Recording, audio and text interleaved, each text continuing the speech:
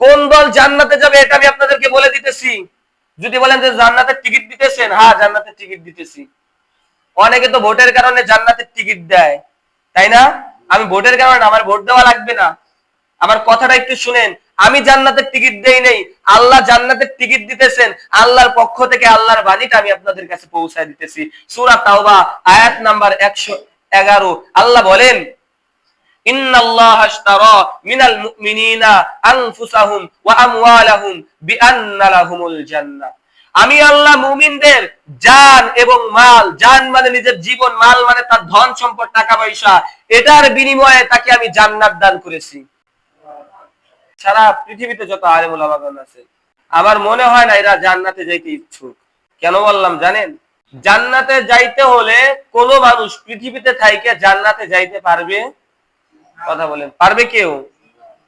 জান্নাতে যাওয়ার জন্য শর্ত হলো মারা যাইতে হবে, তার মৃত্যুবরণ করা লাগবে। মরা ছাড়া কোনো ব্যক্তি, সে যত বড় কামেল ব্যক্তি হোক, জান্নাতে যাইতে পারবে? জান্নাতে যাইতে পারবে না। এমনি জান্নাত দেখতে পারবে, যেমন আমাদের নবী মুহাম্মদুর রাসূলুল্লাহ সাল্লাল্লাহু আলাইহি ওয়াসাল্লাম জান্নাত দেখছেন, দুনিয়ায় থেকে দেখছেন না? জীবিত অবস্থায় জান্নাত দেখছেন। তো জীবিত অবস্থায় জান্নাত দেখা যাবে, কিন্তু জান্নাতে যাওয়া যাবে না, কোনো সুযোগ নাই। তো আমাদের আলেম ওলামাগণ মনে হয় না মরতে চান। তারা মৃত্যুকে খুব ভয় পান। যদি ভয় না পাবেন, ইসকনের বিরুদ্ধে তো জিহাদ, তাদের বলা উচিত ছিল যে ইসকনের বিরুদ্ধে জিহাদ করা প্রত্যেকটা মুমিন মুসলমানের জন্য ফরজ। কেননা তারা তো এই ফতোয়া দিবেন না, এই ফতোয়া দিচ্ছেন আল্লাহ।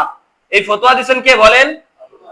সূরা নিসার ৭৫ নং আয়াত আল্লাহ তাআলা বলেন, ওয়ামা লাকুম লা তুকাতিলুনা ফি সাবিলিল্লাহি ওয়াল মুস্তাদআফিনা মিনার রিজালি ওয়ান নিসাই ওয়াল উলদানি আল্লাযীনা ইয়াকুলুনা রাব্বানা আখরিজনা মিন হাযিহিল ক্বরিয়াতি যালিমি আহলুহা ওয়াজআল লানা মিন লাদুনকা ওয়ালিয়্যা ওয়াজআল লানা মিন লাদুনকা নাসীরা।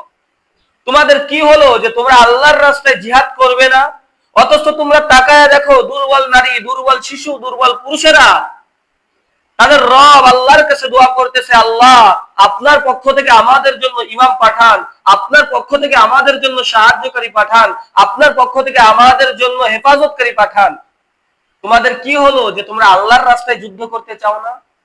ইসকন একজন দুইজন নয়, শতাধিকের উপর শতাধিক মুসলিম নারীদেরকে, মুসলিম পুরুষদেরকে নির্যাতন করতেছে।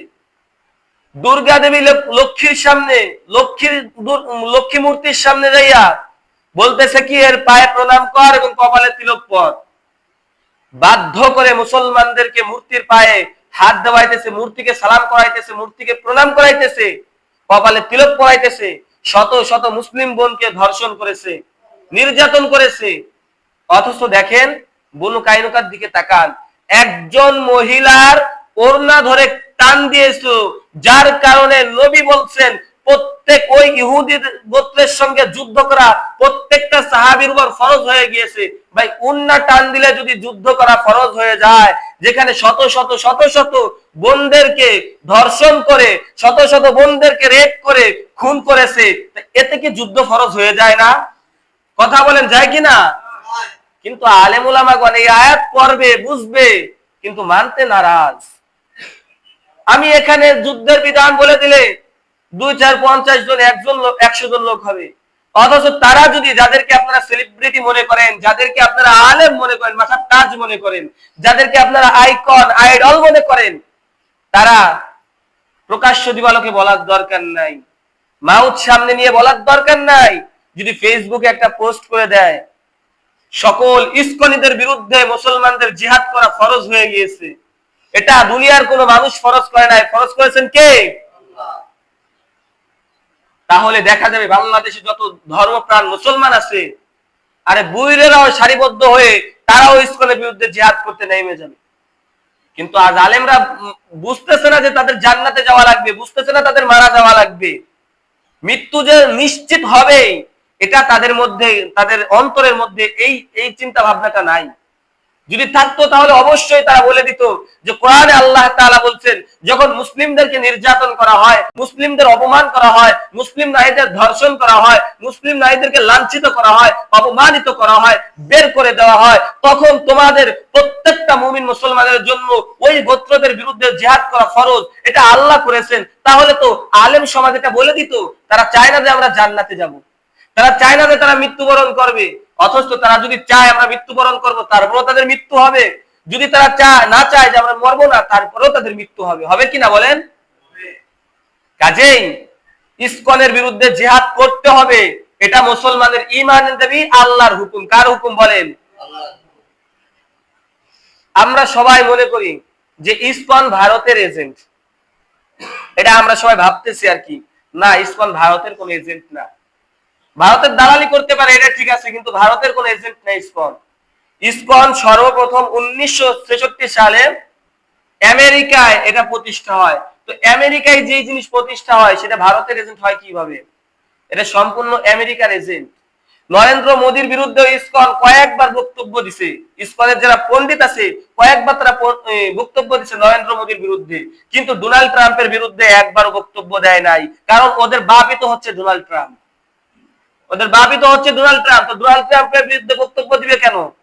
ডোনাল্ড ট্রাম্প মোদীর বিরুদ্ধে শুষ্ক আরোপ করে নাই, 250% শুষ্ক আরোপ করছে, তারপরেও তো মনে করেন ইসকন ডোনাল্ড ট্রাম্পের উপর একটাও আপত্তিকর জবাব দেয় নাই, একটা আপত্তিকর ভিডিও বানায় নাই, একটা আপত্তিকর কোনো মন্তব্য করে নাই। কারণ ওদের বাপই হচ্ছে ডোনাল্ড ট্রাম্প। ইসকনের জন্মই হয়েছে আমেরিকায়। ইসকন তো ইন্ডিয়ান কোনো প্রোডাক্ট না, ইন্ডিয়ার কোনো প্রতিষ্ঠান না। ইন্ডিয়ার প্রতি ওদের ভালোবাসা আছে, প্রীতিও আছে। আবার আমরা দেখতেছি বাংলাদেশের কিছু কিছু আলেম সমাজ তারাও ইসকনের প্রতি ভালোবাসা দেখাইতেছে। ইসকন মন্দির রক্ষা করার জন্য তারা খুব পেরেশান। স্পষ্ট ফতোয়া, আমার না আল্লাহ।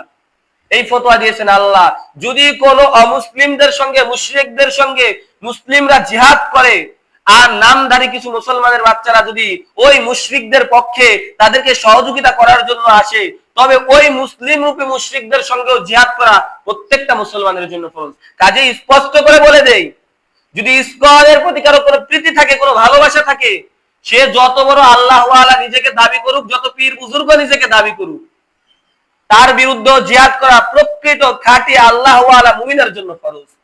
আল্লাহ সুবহানাহু ওয়া তাআলা বলেন সূরা আনকাবুতের 1 থেকে 3 নং আয়াতে, আলিফ লাম মিম আহাসিবান নাস, আরে মানুষ তোমরা কি মনে করো, আন তুতরাকু, যে তোমাদেরকে ছেড়ে দেওয়া হবে, আইয়াকুলু আমান্না, যে তোমরা বলবা আল্লাহ আমি ঈমান আনছি, এই কথা বললেই তোমাদেরকে ছেড়ে দেওয়া হবে, এটাই কি তুমি মনে করো? ওয়াহুম লা ইফতানুন, আর তোমাকে আমি কোনো পরীক্ষা করব না। পরীক্ষা ছাড়া তুমি বলবা আমান্না বিল্লাহ, আমি আল্লাহর প্রতি ঈমান আনছি, কোনো পরীক্ষা করি এই তোমাকে, তুমি পরীক্ষায় কোনো পরীক্ষা দাও নাই, পরীক্ষার সময় পরীক্ষা দাও নাই, পরীক্ষার সময় বাড়িতে ঘুমায় থাকছো, খেতা কম্বল মুড়িতে ঘুমায় থাকছো, আর পরীক্ষা দাও নাই, আর তুমি বলবা আল্লাহ আইয়াকুলু আমান্না, আল্লাহ আমি আপনার প্রতি ঈমান আনছি, আমারে জান্নাতে যাওয়ার সুযোগ করে দেন। আল্লাহ বলেন না, কখনো না, সম্ভব নয়।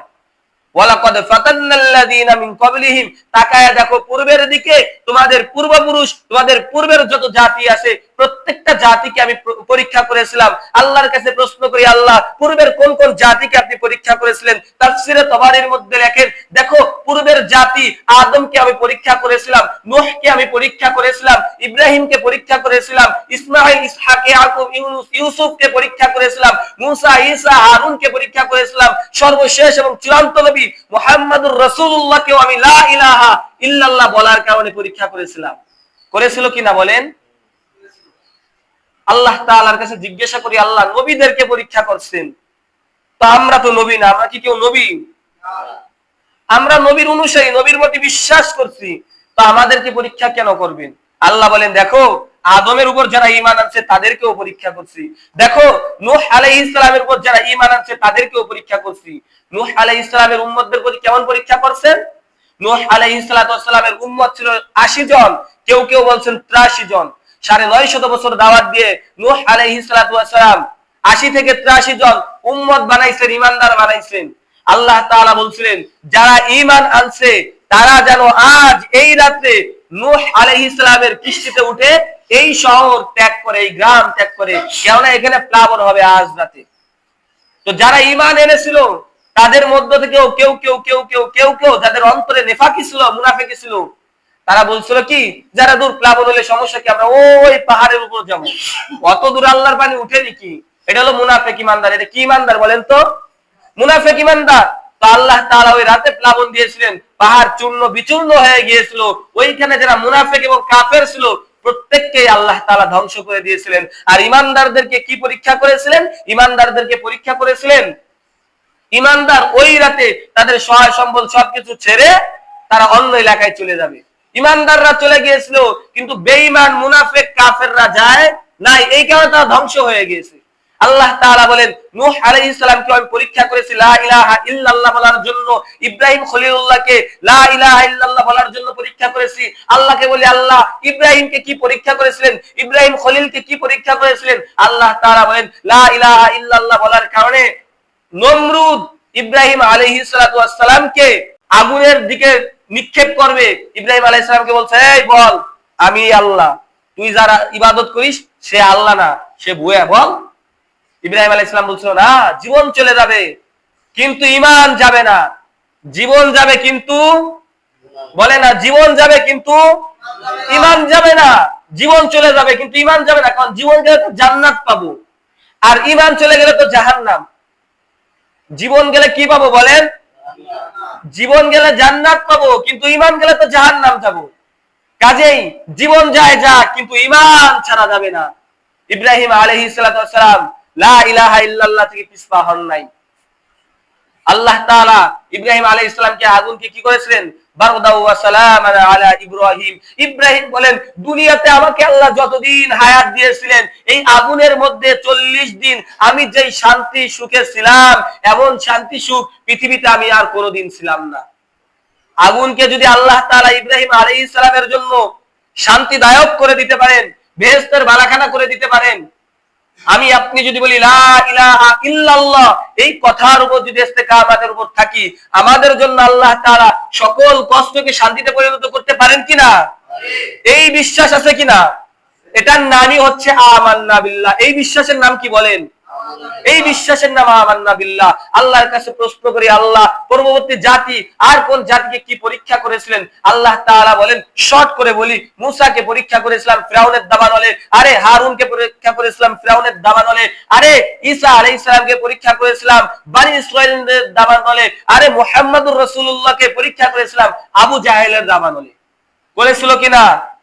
যেই নবীর চাইতে কোন সর্বশ্রেষ্ঠ মর্যাদার দিক দিয়ে, সম্মানের দিক দিয়ে, মর্যাদার দিক দিয়ে, সম্মানের দিক দিয়ে যার কোনো তুলনা নেই, যেই নবী সবার চাইতে শ্রেষ্ঠ, কাফের বেঈমান মুনাফিকরা ওই নবীর শরীরকে রক্তাক্ত করেছিল কিনা? তায়েফবাসী নবী করিম সাল্লাল্লাহু আলাইহি ওয়াসাল্লামকে কি করেছিলেন? আঘাত করেছিলেন, পাথর দিয়ে আঘাত করেছিলেন, যার কারণে নবী করিম সাল্লাল্লাহু আলাইহি ওয়াসাল্লামের শরীরটা চূর্ণ বিচূর্ণ হয়ে গিয়েছিল। হয়েছিল কিনা বলেন? নবীজির দান শহীদ হয়েছিল কিনা? নবীজির মাথায় লোহার হেলমেট ভেঙে পড়েছিল কিনা? আল্লাহ তাআলা বলেন, তোমরা কও আমি আমান্না বিল্লাহ, আমি লা ইলাহা ইল্লাল্লাহ বলছি, ও আল্লাহ আপনি জান্নাতে দিবেন না কেন? আমি তো লা ইলাহা ইল্লাল্লাহ বলছি। আল্লাহ বলেন, এত সস্তা না, ওয়াহুম লা ইফতানুন, তুমি চিন্তা করো পরীক্ষার সম্মুখীন হবে না? এই পৃথিবীর সর্বশ্রেষ্ঠ মানুষ, সর্বশ্রেষ্ঠ নবী, সর্বশ্রেষ্ঠ পয়গম্বর, সর্বশ্রেষ্ঠ রাসূল মুহাম্মদুর রাসূলুল্লাহ, তিনাকেও আমি পরীক্ষা করেছিলাম। তো মুহাম্মদুর রাসূলুল্লাহকে যদি আল্লাহ পরীক্ষা করতে পারেন, মুহাম্মদুর রাসূলুল্লাহর মাথা ফেটে যায়, কাফেররা বল্লম নিক্ষেপ করে, নবীজির মাথায় লোহার হেলমেট ভেঙে গিয়ে নবীজির এই মাথার এই চারা এইটুক ফেটে যায়, সারা মুখ রক্তাক্ত হয়ে যায়, আল্লাহ কি চাইলে আল্লাহর এই শক্তি ছিল না? নাউযুবিল্লাহ। যখন কাফেররা আবু সুফিয়ান যখন বল্লম নিক্ষেপ করেছিল, আল্লাহ চাইলে ওই বল্লমটা ফিরে দিতে পারতেন না? কি বলেন, পারতেন কিনা? তারপর আল্লাহ ফিরান নাই কেন? এটাই পরীক্ষা। এটা কি বলেন? তো আল্লাহ চাইলে আপনাকেও বাঁচাইতে পারেন। কাফের বেঈমানেরা আপনাকে মারতে আসবে, আল্লাহ চাইলে আপনাকে বাঁচাইতে পারেন না? কিন্তু আল্লাহ আপনাকে বাঁচাবেন না, আল্লাহ আপনাকে তাদের হাতে আহত করবেন, কারণ এটাই আপনার পরীক্ষা। যদি এই পরীক্ষাটা না থাকে তাহলে তো আপনি আর ইমানদার দাবি করতে পারলেন না। 1000-এ 1 জন যাবে জান্নাতে, বাকি 999 জন যাবে জাহান্নামে। এই 1000-এর মধ্যে কোনো হিন্দু নাই, এই 1000-এর মধ্যে কোনো ইহুদি নাই, কোনো খ্রিস্টান নাই, কোনো কাফের নাই, কোনো শিখ নাই, কোনো তামাক নাই, কোনো চাকমা নাই, কোনো বার্মা নাই, কোনো মায়ানমার নাই, কোনো নেপালিয়ান নাই, কোনো ভুটান নাই। পৃথিবীতে 5000-এর মতো ধর্ম আছে, কোন ধর্মের লোক নাই। সবাই বলবে লা ইলাহা ইল্লাল্লাহ, সবাই বলবে নামাজ পড়বে, সবাই রোজা রাখবে, সবাই হজ করবে, সবাই যাকাত দিবে। এমন 1000 ব্যক্তির মধ্যে আল্লাহ একজনকে জান্নাত দিবে। একটু চিন্তা করেন তো, আমরা এখানে 1000 ব্যক্তি আসি, আমাদের এইখান থেকে তো একজনের 1% মাইনাস পাইতেছি না। আপনাদের এই এলাকায় যদি এমন 5 ওয়াক্ত নামাজি, ইমানদার, রোজদার, আল্লাহওয়ালা, আল্লাহ বিরু 1000 থাকে, তার মধ্যে কয়জন জান্নাতে যাবে বলেন? একজন জান্নাতে যাবে। কোনো হিন্দু নাই, হিন্দু তো বিনা হিসেবে জাহান্নাম। ইহুদি, খ্রিস্টান, কাফের এরা তো বিনা হিসেবে জাহান্নাম। তারা তো লা ইলাহা ইল্লাল্লাহ স্বীকৃতি দেয় নাই, লা ইলাহা ইল্লাল্লাহ স্বীকার করে না, এই কারণে তারা না হিসাব, কোনো হিসাব নাই, হিসাব ছাড়াই জাহান্নাম। যারা লা ইলাহা ইল্লাল্লাহ স্বীকার করছে এদের মধ্য থেকে 1000-এ 1 জন যাবে জান্নাতে। আল্লাহকে বললাম, আল্লাহ একটু পরিষ্কার করে আমাদের জন্য বিস্তারিত বলে দেন, আমরা তো দুর্বল মানুষ, আমরা তো বুঝি না। এই 1000-এর মধ্যে ওই ব্যক্তিকে যাকে আপনি জান্নাত দান করবেন, আল্লাহ তাআলা সূরা তাওবার 111 নং আয়াতে উল্লেখ করেন। আমি আপনাদেরকে বলে দিব কোন দল জান্নাতে যাবে, কোন দল জান্নাতে যাবে, এটা আমি আপনাদেরকে বলে দিতেছি। যদি বলেন যে জান্নাতের টিকিট দিতেছেন, হ্যাঁ জান্নাতের টিকিট দিতেছি। অনেকে তো ভোটের কারণে জান্নাতের টিকিট দেয়, তাই না? আমি ভোটের কারণে, আমার ভোট দেওয়া লাগবে না। আমার কথাটা একটু শুনেন, আমি জান্নাতের টিকিট দেই নেই, আল্লাহ জান্নাতের টিকিট দিতেছেন। আল্লাহর পক্ষ থেকে আল্লাহর বাণীটা আমি আপনাদের কাছে পৌঁছায় দিতেছি। সূরা তাওবা আয়াত নাম্বার 111, আল্লাহ বলেন, ইন্নাল্লাহা আশতারা মিনাল মুমিনিনা আনফুসাহুম ওয়া আমওয়ালাহুম বিআন্না লাহুমুল জান্নাহ। আমি আল্লাহ মুমিনদের জান এবং মাল, জান মানে নিজের জীবন, মাল মানে তার ধন সম্পদ, টাকা পয়সা, এটার বিনিময়ে তাকে আমি জান্নাত দান করেছি। এখন আপনি যদি জান্নাতে যাইতে চান, 2টা শর্ত, কয়টা বলেন? 1 নাম্বার, আপনার জান দিতে হবে আল্লাহর রাস্তায়। 2 নাম্বার, আপনাকে আল্লাহ যে ধন সম্পদ দান করছেন, এই ধন সম্পদ আল্লাহর রাস্তায় উৎসর্গ করতে হবে, তাহলে আল্লাহ আপনাকে জান্নাতের সার্টিফিকেট দিবেন। ঈমানদারদেরকে ইন্নাল্লাহা আশতারা মিনাল মুমিনিনা, নিশ্চয় মুমিনদের জান মাল আমি আল্লাহ কিনে নিয়েছি জান্নাতের বিনিময়ে। কাজেই জান্নাতে যাওয়ার টিকিট দিয়ে দিলাম বলতে পারেন, জান্নাতের টিকিট দিয়ে দিলাম। যদি নিজের জান এবং ধন সম্পদ আল্লাহর রাস্তায় উৎসর্গ করতে পারেন, আল্লাহ জান্নাতের সুসংবাদ জানায় দেন। আবু বকর সিদ্দিক রাদিয়াল্লাহু তাআলা আনহু ইসলাম গ্রহণ করার আগে তার মদিনা শহরে সবচাইতে 12টা কাপড়ের দোকান ছিল, সবচাইতে বড় দোকান। আবু বকর সিদ্দিক রাদিয়াল্লাহু তাআলা আনহু ইসলাম গ্রহণ করার কারণে, ইসলাম যেদিন গ্রহণ করলেন তার পরের দিনই নবীকে বললেন, ইয়া রাসূলুল্লাহ সাদাকাতা, আমি সদকা করে দিচ্ছি, আপনি সত্য। আমি বলি, ইয়া রাসূলুল্লাহ, আমার যে 12টা দোকান আছে আমি আল্লাহর জন্য, আপনার সন্তুষ্টির জন্য আমি ইসলামের রাস্তায় ব্যয় করে দিলাম। কয়টা দোকানের কয়টা দিবেন? 12টা দোকানের 12টাই দিবেন নাকি একটা রাইখে দিবেন? তাহলে আমাদের কাছে যদি 10 লাখ টাকা থাকে, যাক মসজিদ মাদ্রাসায় 50,000 দেই, 20,000 দেই, আর এই কয় টাকা আমাদের কাছে না। আল্লাহ বলেন, না, তোমার জান এবং মাল দিয়ে আমি আল্লাহ জান্নাত কিনছি। তোমার জান সম্পূর্ণভাবে আমি আল্লাহর রাস্তায় নিয়োগ করবা, তোমার মাল সম্পূর্ণভাবে আমি আল্লাহর রাস্তায় ব্যয় করবা। তখন আপনি আমি প্রশ্ন করব, তাহলে আমাদের স্ত্রী ছেলে মেয়েরা কি না খেয়ে মরে যাবে? আল্লাহ তাআলা বলেন, না, তুমি তোমার স্ত্রীর মুখে যদি 1 লোকমা খানা তুলে দাও, এটাও আমি আল্লাহর রাস্তায় হবে। আল্লাহ তাআলা বলছেন, তোমার স্ত্রী, পরিবার পরিজন, ছেলে মেয়ে, পিতামাতা, ভাই বোন যারা আছে তাদেরকে খাওয়াও, কিন্তু জমা কইরো না, জমা করো না, জমা করে বারবার গুনিও না যে এত থেকে এত গেলি কত থাকে, এত থেকে এত গেলি কত থাকে, এই গুনাগুনি কইরো না। যা থাকে, উপরোক্ত যা থাকে সব আল্লাহর রাস্তায় দান করে দাও। যদি ইসলামের বিরুদ্ধে জিহাদের হুকুম চলে আসে, নিজেদের জান দিয়ে জিহাদ করতে রাজি আছেন সবাই? সবাই রাজি আছেন? সবাই বলেন রাজি আছেন সবাই? আল্লাহ সবাইকে ইসলামের বিরুদ্ধে মুজাহিদ হিসেবে কবুল করে নিন, বলেন আমিন। জিহাদ করার জন্য মালেরও দরকার হয়, ধন সম্পদেরও দরকার হয়। আমরা মুসলমান, আমরা কি দিয়ে জিহাদ করব? মুসলমান কোনদিন অস্ত্র দিয়ে জিহাদ করে নাই। কাফেরদের হাতে ঢাল বল্লম ছিল, 1000-এর অধিক কাফের ছিল বদর যুদ্ধে, সবার হাতে ঢাল, তলোয়ার, বল্লম, তীর ছিল। 71 জন মুসলমানের কাছে ছিল আপনার ঢাল, বলোয়ার, তল্লম, আর 20 থেকে 30 জনের কাছে ছিল আপনার খেজুরের ডাল, আর একজনের কাছে 313 জনের মধ্যে আর একজনের কাছে কিছুই ছিল না। খালি হাতে ঈমান নিয়ে তারা যুদ্ধ করেছে। মুসলমান ঈমানের বলে যুদ্ধ করে নাকি অস্ত্রের বলে? ঈমানের বলে। যদি আপনি ঈমানদার হন, আল্লাহ বলেন, ওয়ালা তাহিনু ওয়ালা তাহজানু ওয়া আনতুমুল আ'লাউনা ইন কুনতুম মুমিনিন। সূরা আলে ইমরান আয়াত নাম্বার 139। আল্লাহ জানায়া দেন, যদি তুমি ঈমানদার হও, যদি আমি কি হই? ঈমানদার হই। যদি আমি কি হই? আল্লাহ বলেন যদি তুমি ইমানদার হও তোমার বিজয় হবে। কাফেররা লক্ষ লক্ষ লক্ষ লক্ষ থাকবে, তাদের পারমাণবিক বোমা থাকবে, তাদের যুদ্ধের জাহাজ থাকবে, বিমান থাকবে, কিন্তু তোমাদের হাতে কিছু থাকবে না, তোমাদের শুধু থাকবে ঈমান। যদি আমান্না বিল গায়ব, গায়বের প্রতি, ইন্নাল্লাহা আলা কুল্লি শাইইন কাদির, আল্লাহ সর্বশক্তিমান, এই বিষয়ের উপর তাওয়াক্কুল থাকে, এই বিষয়ের উপর যদি তোমাদের ঈমান থাকে, আর যদি তোমরা আল্লাহর রাস্তায় বাইর হয়ে যাও, তোমাদেরকে বিজয় দিবেন আল্লাহ। আমাদেরকে বিজয় দিবেন কে? আল্লাহ বলেন সূরা আলে ইমরান আয়াত নাম্বার 161, ইয়ানসুরকুমুল্লাহ ফালা গালিবা লাকুম, যদি আল্লাহ তোমাদেরকে সাহায্য করেন তবে তোমাদেরকে পরাজিত করার মতো এই পৃথিবীতে কারো কোনো শক্তি নাই। আছে কারো কোনো শক্তি? আল্লাহ তাআলা বলেন ওয়া ইয়াখযুলকুম ফামান যাল্লাযী ইয়ানসুরকুম মিন বাদি, তোমরা পৃথিবীতে 200 কোটি মুসলমান, এই বলে তোমরা যুদ্ধ করবা, যদি আল্লাহ তোমাদেরকে পরাজিত করে, 200 কোটি না 2000 কোটি থাকলে, 2 মিলিয়ন বিলিয়ন কোটি থাকলে, তোমাদের বিজয় কেউ এনে দিতে পারবে না। পারবে কেউ এনে দিতে? কোনোদিনও সম্ভব নয়। কাজেই ঈমানদার যদি হয়ে থাকেন তাহলে কি ঈমানের বলে যুদ্ধ করবেন, সকল কুসংস্কৃতির বিরুদ্ধে, সকল অন্যায়ের বিরুদ্ধে ঈমান দিয়ে যদি যুদ্ধ করতে পারেন, যদি নিজের ধন সম্পদ জান দিয়ে আল্লাহর রাস্তায় যুদ্ধ করতে পারেন, আল্লাহ তাআলা বলেন তোমাকে আমি সফলতা দান করব। দুইটা, দুনিয়াতে সফলতা দান করব, আরেকটা আখিরাতে সফলতা দান করব। দুনিয়ার সফলতা কি? যদি তুমি মারা যাও তবে তোমার নাম হবে শহীদ। যদি আপনি আল্লাহর রাস্তায় যুদ্ধ করতে গিয়ে মারা যান তাহলে আপনি কি হবেন বলেন? শহীদের মর্যাদাটা কি? শহীদের মর্যাদাটা কি? আল্লাহ তাআলা সূরা আলে ইমরানের 195 নম্বর আয়াতে বলেন লা উকাফফিরান্না আনহুম সাইয়্যাতিহিম ওয়া লা উদখিলান্নাহুম জান্নাতিন তাজরি মিন তাহতিহাল আনহার সাওয়াবাম মিন ইনদিল্লাহ ওয়াল্লাহু ইনদাহু হুসনুত সাওয়াব।